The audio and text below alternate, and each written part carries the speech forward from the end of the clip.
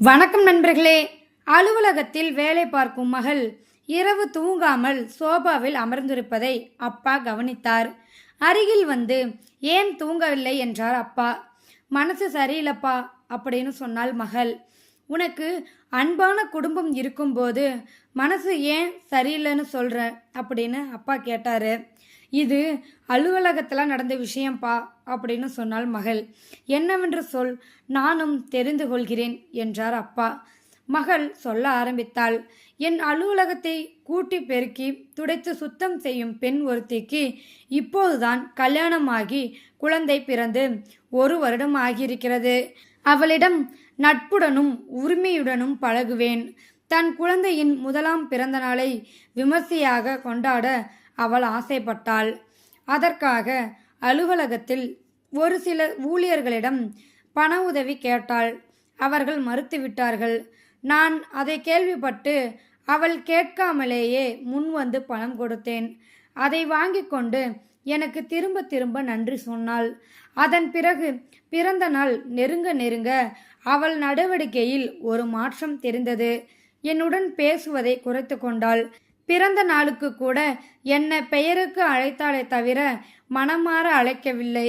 ஆனால் அவளுக்கு பணம் கொடுக்க மறுத்தவர்களை எல்லாம் திரும்ப திரும்ப அன்போடு அழைத்தாள். என்னை வேண்டுமென்றே ஒதுக்கியதை என்னால் உணர்ந்து கொள்ள முடிந்தது. நான் அவளிடம் பிறந்த நாள் அன்று எனக்கு வேறு வேலை இருக்கிறது, வர முடியாது என்று சொல்லி பார்த்தேன். அவள் உடனே சரிங்க மேடம், உங்க இஷ்டம் என்று சொல்லிவிட்டாள். விழாவுக்கு வர சொல்லி என்னை வற்புறுத்துவாள் என்று எதிர்பார்த்தேன். பிறந்த நாள் முடிந்து விட்டதா, நீ போகவில்லையா என்று கேட்டார் அப்பா. நேற்று பிறந்த நாளுக்கு போகவில்லை. அந்த குழந்தைக்காக இந்த பொம்மையெல்லாம் வாங்கி வைத்தேன். அவள் அழைக்காத அலட்சியமும் ஒரு குழந்தைக்கு பொம்மை வாங்கி வைத்து கொடுக்க முடியாத குற்ற உணர்ச்சியும் என்னை துன்புறுத்துகிறது அப்பா. என்னால் தூங்கவே முடியவில்லை என்றாள் மகள். அப்பா உடனே, நீ அவளுக்கு பண உதவி செய்த பிறகு அந்த பெண்ணை பொதுவில் அனைவர் முன்னாலும் எதற்காவது உரிமையுடன் கிண்டல் செய்தாயா என்று கேட்டார்.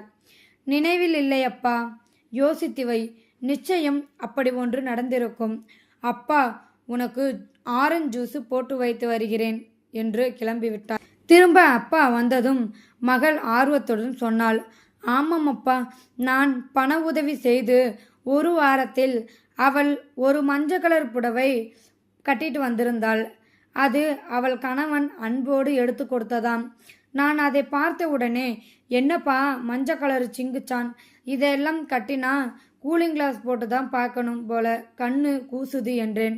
அதற்கு சுற்றி இருந்த அனைவரும் சிரித்தார்கள். ஆனால் அவளும் சிரித்தாளே. நீ அவள் குழந்தையின் பிறந்த நாளுக்கு உதவி செய்துவிட்டு அவளை அவமானப்படுத்தினால் பதிலுக்கு உன்னிடம் எப்படி அவள் கோபத்தை இயலாமையை காட்ட முடியும்?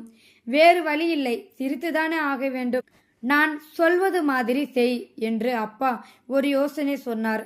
அதன்படி மறுநாள் காலை 1 மணி நேரம் முன்பாகவே மகள் கிளம்பி அந்த பெண் வீட்டிற்கு சென்றாள்.